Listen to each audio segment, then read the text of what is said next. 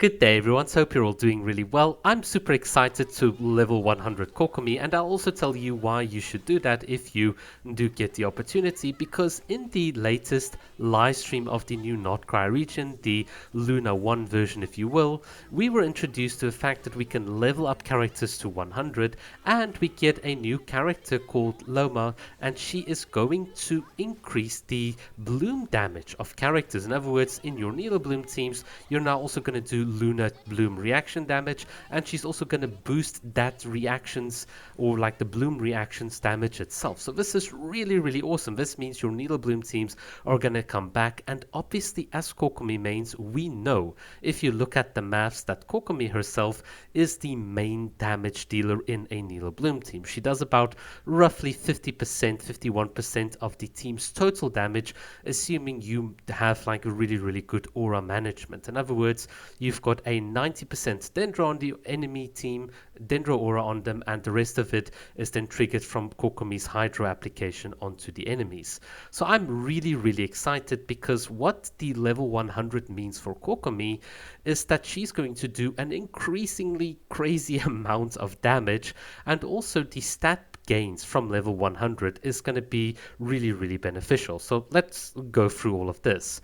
Effectively, because transformative reactions like Bloom and Hyper Bloom, Aggravate and some of these others depend on your level and the amount of EM that your character has, you'll see that from level 90 to 100 the increase in your Bloom damage is about 40%.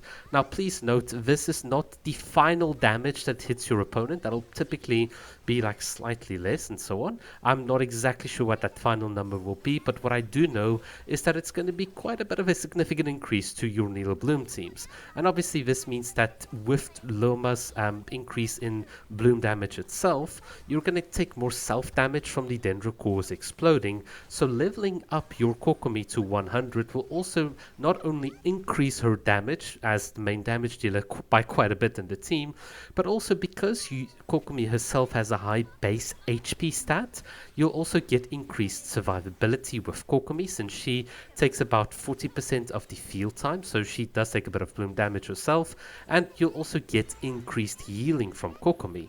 This means that when it comes to optimizing your artifacts, you might want to move away from the traditional suggestion of an EM Sands, HP Goblet and healing bonus circlet, and you could be even more aggressive with 2 or even 3 like EM main stats. As long as you get some of those juicy HP percentage substats, that will all just then benefit you. So there's definitely a lot more strategy, optimization, and also increased survivability towards leveling up Kokomi to level 100. I think it is a massive deal, given the fact that Kokomi has not just the main damage dealer role to play, but also she's the main like driver of these teams. She's the main reason for you to have like lots of survivability.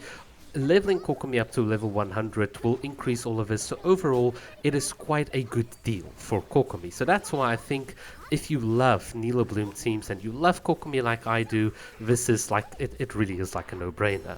Now, just to speak a bit more generally, if you're someone that loves Hyper Bloom perhaps more instead, leveling up your Raiden Shogun to level 100 will obviously be a no-brainer as well, because in Hyper Bloom you'll benefit, and then outside of that the other couple of base stat increases will also benefit Raiden. I think she scales with ER as a main stat, I can't remember, but definitely in your non-Hyper Bloom teams, leveling up your Raiden will also make her do more damage and all of the good stuff, so that is good.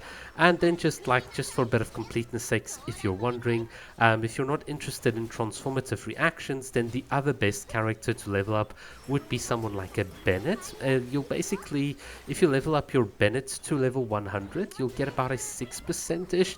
I'm putting this with a lot of asterisks, because this does depend, but you'll basically get about a 6% increase in your damage, which is really good, as opposed to, let's say, leveling up your Mavica, which will only give you a 7%-ish increase in damage. Once again, these things, asterisks, there's lots of ifs and buts and so on, but that's generally the feeling that I'm getting. That's what some of the calcs are also showing, and you can also confirm this with some other theory crafters. So yeah, Our beloved Cocofish is getting a massive upgrade, and we're going to make lots of videos on it. I'm really excited. I think because I'm not someone that likes vaporize or melt that much, and I love much more like the elemental system in Genshin Impact, this for me is really, really exciting. But let's now talk a bit about the whole level 100 gimmick in a bit more generality. So look, I think it's a great thing, and like just on paper, that you can level up characters, that it is a rare resource and that you have to be considerate about it, and that it's also symbolic for your favorite character. I think there's lots of good things about introducing a new level 100 cap. It also makes things like Stygian Onslaught and some of these other game modes a bit easier, just like a tiny bit easier. However, as always, the devil is in the detail, and I think the method of acquiring this Stella Fortuna kind of material isn't really fair towards a lot of players, especially for us as long-term players. It would have been much cooler if they counted your cumulative login days into Genshin, and for every year that you've logged in cumulatively, you could have gained one Stella Fortuna. I think that would have been really, really cool. And also maybe instead of like limiting it to just the C6, getting dupes of C6s, have one of those available if a player completes one of, or any of, like the Spiral Abyss floor 11, the Imaginarium Theatre on hard mode, or the Stygian Onslaught on the, the hard difficulty level 4. If you do any one of those four in any given patch cycle, you can get the Stella Fortuna, otherwise you'll just then obviously miss it out on that patch. So in my opinion, it's really the balance of different player interests that Hoyo has kind of messed up here.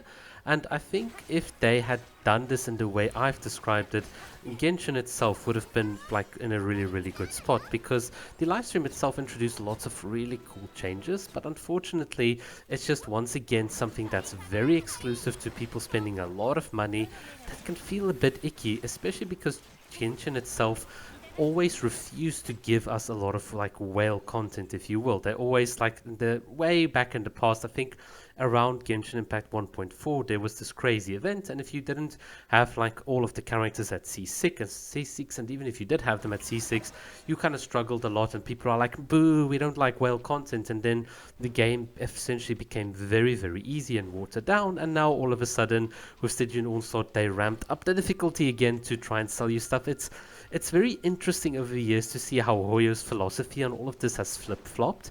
And I think what they could have done just now is just compromised a bit. I know they kind of joked on in the live stream about, oh yeah, players say Hoyo doesn't want to make money, which is, I know it's a Chinese specific meme relating to skin sales and whatever, but honestly, Hoyo is in this to make money.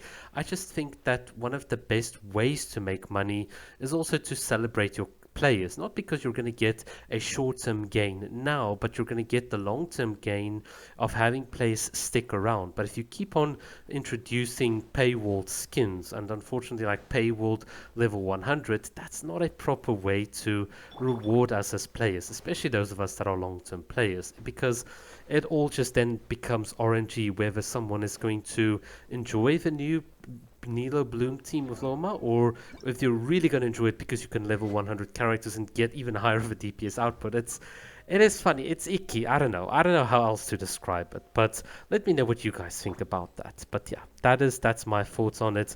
I think it's the concept's great, the execution just not it for me.